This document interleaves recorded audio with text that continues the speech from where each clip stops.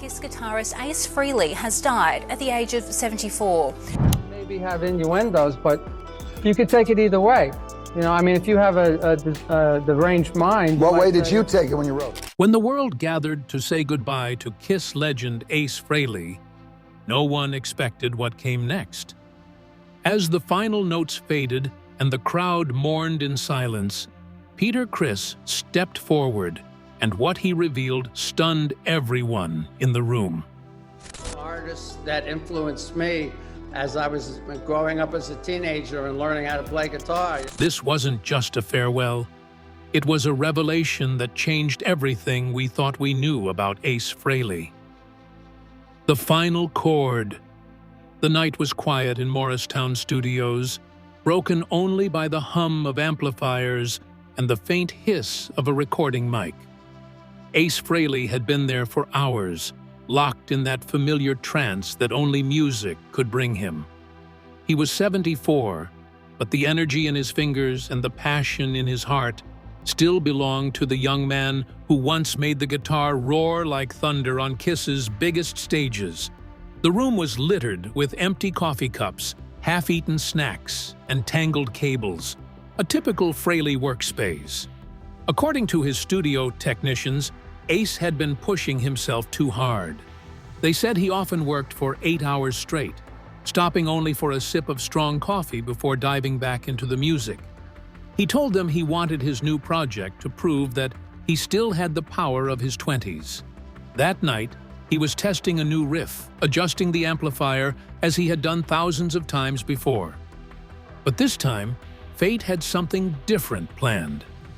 He suddenly lost balance and fell forward, striking his head. At first, no one thought it was serious. He laughed it off and said he was fine. But within hours, his condition worsened. The team rushed him to a nearby medical center where doctors quickly discovered a brain hemorrhage caused by the fall. They performed emergency surgery that lasted several hours, and for a brief moment, it seemed like he would recover. His family stayed by his bedside, playing his music softly in the background, hoping it would give him strength. Over the next 2 days, his health began to decline rapidly. The doctors explained that the pressure on his brain was worsening and that he might not recover.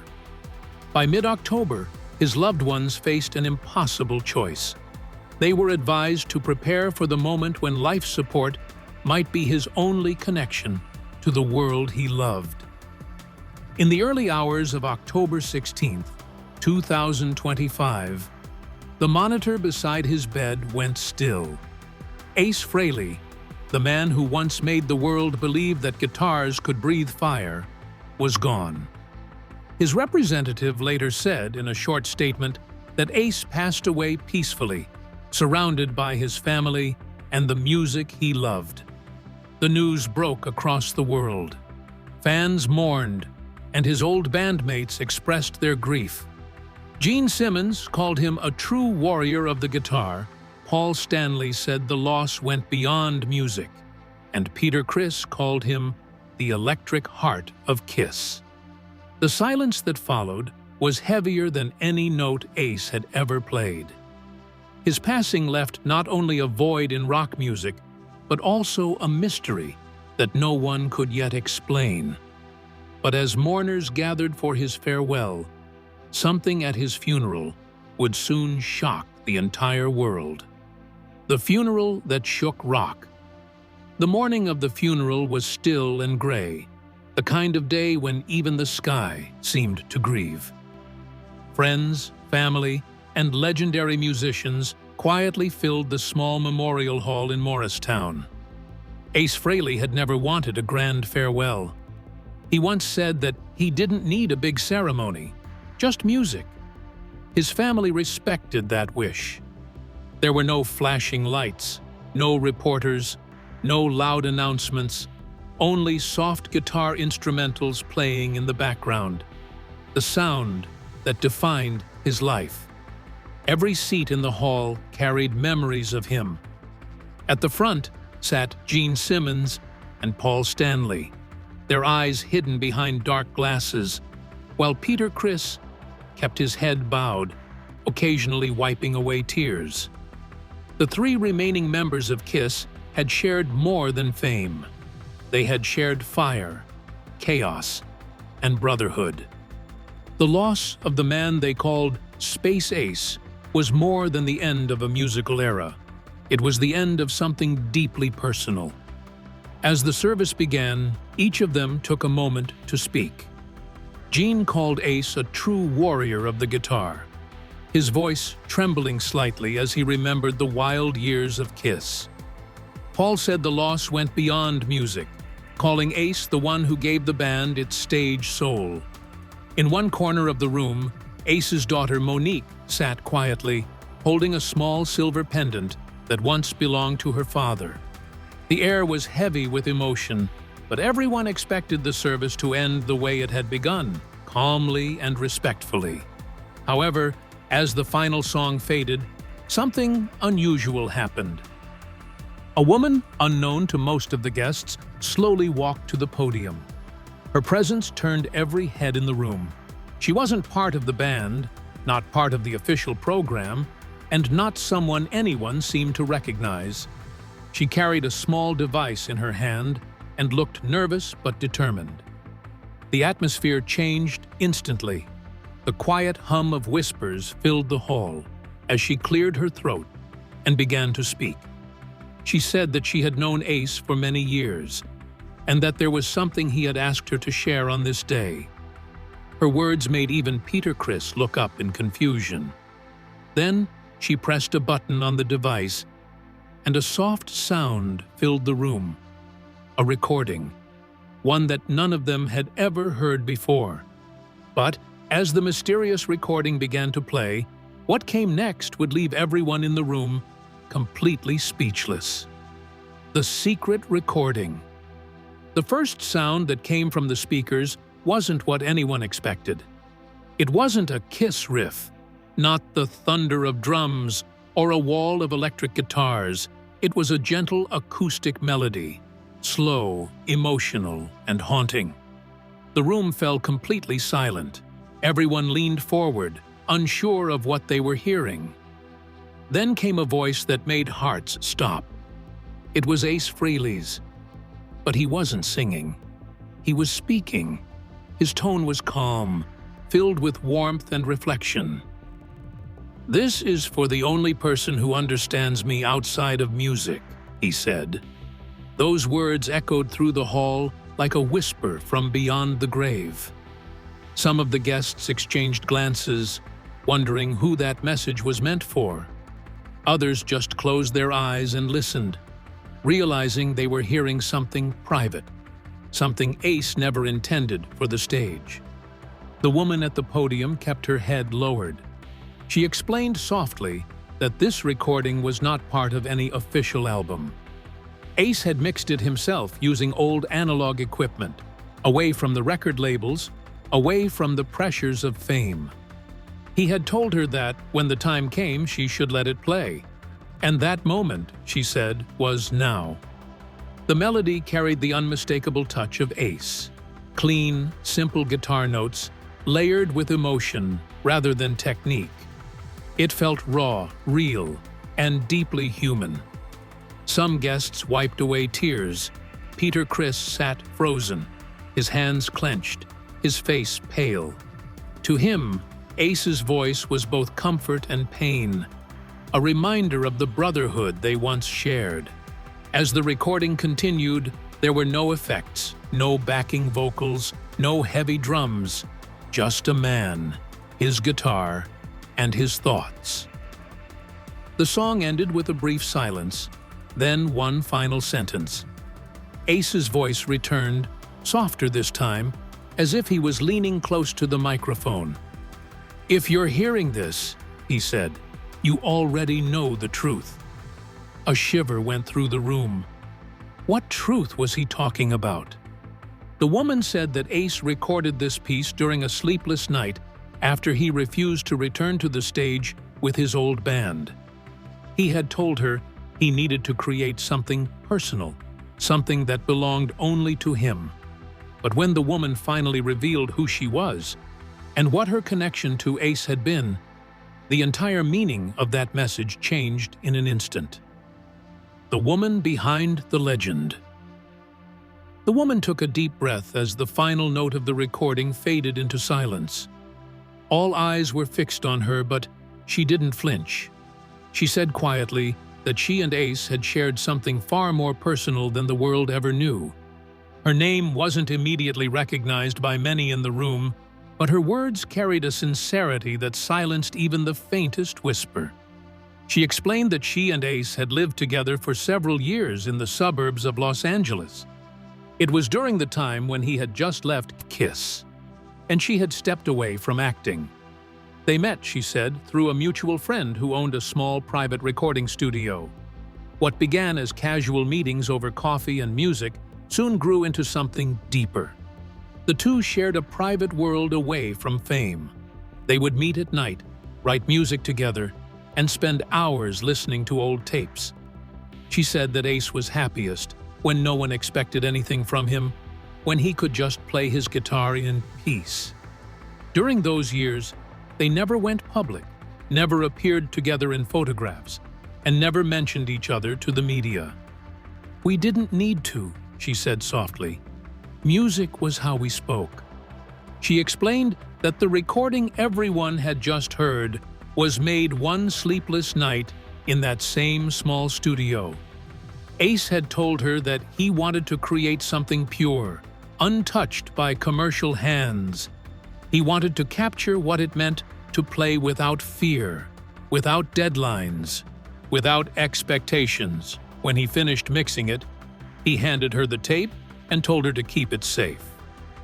"When the time comes," he had told her, "let it play." Her voice broke as she said she had kept that promise. She had carried the recording for decades, never releasing it or mentioning it to anyone, not even his closest friends. She said it was his final request, and she knew this was the moment to honor it. And when Peter Criss heard what that secret project truly was, he stood frozen, realizing that Ace had planned one final surprise for the world. Peter Criss's powerful farewell.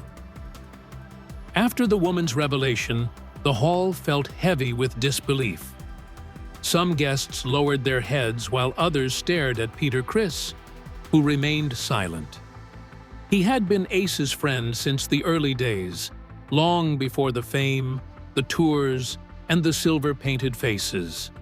Theirs was a brotherhood forged not by contracts, but by chaos, laughter, and the shared dream of conquering the world through rock. When Peter finally stood to speak, the room quieted again. He placed his trembling hands on the podium and looked at the photograph of Ace beside the coffin. His voice cracked at first, but then it grew steady. He said that Ace wasn't just a guitarist, he was the spirit that turned their music into magic. He told the mourners that Ace could take a single note and make it sound like a whole universe. He was the electric heart of Kiss, Peter said, his voice filled with emotion. He reminded everyone that Ace was the one who brought danger and life to their performances, the spark that lit up every stage they walked on. As he spoke, Peter seemed to travel back in time. He talked about the smoky clubs in New York where they first played, the long nights on the road when they had little money but endless dreams, and the moments when they laughed until sunrise after yet another wild concert. He said that Ace's laughter was something he would never forget. It was loud, contagious, and full of mischief. He was unpredictable, Peter said, but that was what made him Ace. Then, after a long pause, Peter took a deep breath and added something that caught everyone off guard. He revealed that Ace had been working on something before he died, a new collection of songs he never spoke about publicly. Peter said that a few weeks before the accident, Ace had called him late at night. They had talked for hours about music, life, and how tired Ace had been feeling. During that call, Ace told him that he was working on a piece that would show his fans who he truly was beneath the makeup and the fame. Peter had thought it was just another idea, another late-night burst of inspiration. But now, standing beside his coffin, he realized Ace had been preparing something far greater. Peter wiped his eyes and smiled faintly. He said Ace never chased trends or fame. He only chased truth in sound. As he stepped away from the podium, he whispered, "You did it, brother. You really did." The crowd erupted in gentle applause, but beneath their admiration lingered a burning question. What was the project Ace had spoken of? What had he been creating in those final days that no one else knew about? The hidden album. Goldie Star. After the funeral, Ace Frehley's family and team began going through his home studio, a sacred place where chaos and genius lived side by side. The room smelled of old vinyl and burnt coffee, with guitars still resting against the walls, cables snaking across the floor, and notebooks filled with scribbled lyrics stacked in uneven piles. His daughter Monique, along with his longtime sound engineer, began cataloging everything for his estate. That's when they found a sealed black case labeled in Ace's handwriting, Goldie Star. No one had ever heard of it before. It wasn't mentioned in his interviews, not even in the notes for his last album, 10,000 Volts, which had been released in early 2024. Inside the case were several tapes, handwritten sheets of music, and a letter dated a few months before his death. The letter said that Goldie Star was something he had worked on entirely alone. He described it as a final experiment, a sound that captured the feeling of freedom he had chased all his life. The engineers transferred the tapes to digital format, expecting rough demos or half-finished riffs. Instead, they found something entirely different. Each track was beautifully structured, almost cinematic. The melodies were stripped down to their bare essence, with acoustic strings, soft reverb, and quiet hums that felt like breathing. But the real surprise came when they listened closely. Hidden beneath the main tracks were faint whispers. Ace's voice speaking lines that sounded more like reflections than lyrics. One engineer said he could hear Ace murmuring phrases about love, mistakes, and the fear of fading away. Another claimed that at the end of the final track, Ace's voice said softly, "If you're hearing this, I've made peace with it all." It was as if he had left behind a musical letter to the world, a farewell disguised as an unfinished album. Experts who analyzed the composition said the tone reminded them of Frehley's Comet, nostalgic yet deeply introspective. Unlike his earlier work, Goldie Star had no pyrotechnics, no electric solos, no chaos. It was pure Ace, honest, tired, and at peace. Some speculated that the title symbolized his persona, the spaceman, finally finding his place among the stars. Peter Criss, when told about the discovery, reportedly went silent for several minutes before saying that Ace had always talked about leaving something real behind. He didn't want to be remembered as a character, Peter said. He wanted to be remembered as a man. But when engineers listened to the final track again, they discovered a faint sound buried deep within, a hidden message from Ace Frehley himself that would send chills down their spines. The eternal legacy. When the engineers played the last track of Goldie Star one more time, they decided to isolate the background sounds to better understand the faint whispers. As they filtered the noise and amplified the final seconds, something remarkable emerged. Beneath the gentle hum of the guitar, Ace's voice could be heard once more. It was quiet, almost ghostly, as if he were speaking from another world. "If you hear this," he said, "remember, freedom was my only stage." The room went silent. Even the engineers, hardened by years in the industry, felt goosebumps. It wasn't just music they were hearing. It was a message from a man who had lived his life chasing artistic truth. Ace Frehley's journey had always been a fight between fame and freedom. From the very beginning, he refused to bend to commercial pressure. When record labels wanted radio-friendly hits, he delivered raw, guitar-driven soundscapes that captured emotion rather than perfection. His riffs in songs like Cold Gin and Shock Me weren't technically complex, but they carried feeling, something no machine could replicate. Dave Grohl once said that seeing Ace perform with smoke and light bursting from his guitar was one of the moments that made him want to be a musician. Lady Gaga had also mentioned that the spaceman character inspired her to embrace confidence and individuality on stage. Ace's influence was enormous, even if he didn't always get the credit he deserved. His guitar style was often studied in music schools as an example of how simplicity could create lasting impact. Instructors pointed out how Ace used silence as much as sound, giving each note room to breathe. His legacy lived on, not only through his fans, but through the many artists who called him their inspiration. Tom Morello once said that Ace taught him that one perfectly placed note could mean more than 1,000 complicated ones. Ace Frehley's life was not perfect. He faced personal battles, addiction, and disagreements, but he never lost himself to them. His daughter Monique, now the guardian of his archives, promised to preserve his music exactly as he left it. The guitars, the tapes, the memories, all remain untouched. A frozen moment of brilliance. What do you think Ace Frehley's greatest legacy truly is? Share your thoughts in the comments below.